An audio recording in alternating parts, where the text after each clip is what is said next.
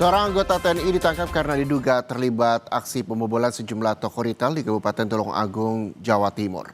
Pembobolan bahkan diduga dilakukan sejak Januari lalu.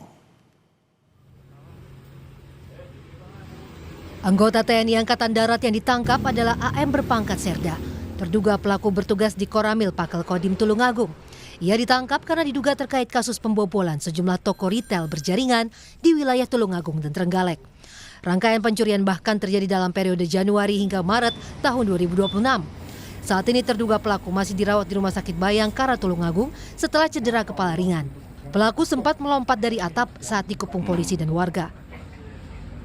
Benar adanya oknum TNI AD yang melakukan pencurian di supermarket di Tulungagung.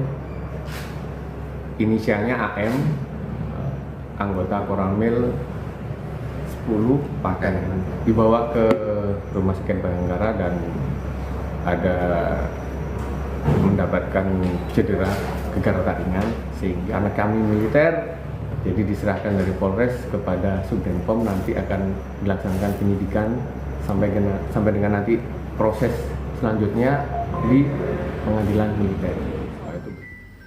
Sebelumnya, terduga pelaku diketahui pernah terlibat kasus serupa di Trenggalek pada tahun 2024 dan divonis 8 bulan penjara militer. Ia bebas pada awal tahun 2025. Dandi menegaskan tak akan mentolerir pelanggaran hukum oleh anggotanya dan mendukung proses penegakan hukum melalui Denpom dan pengadilan militer.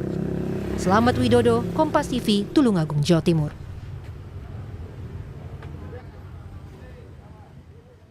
Kita lihat berita lain, Saudara. Jelang Lebaran harga cabai di sejumlah daerah masih tinggi. Di antaranya daging ayam, cabai rawit, dan juga telur. Pedagang mengeluh turunnya omset sementara pembeli berharap harga bisa segera turun.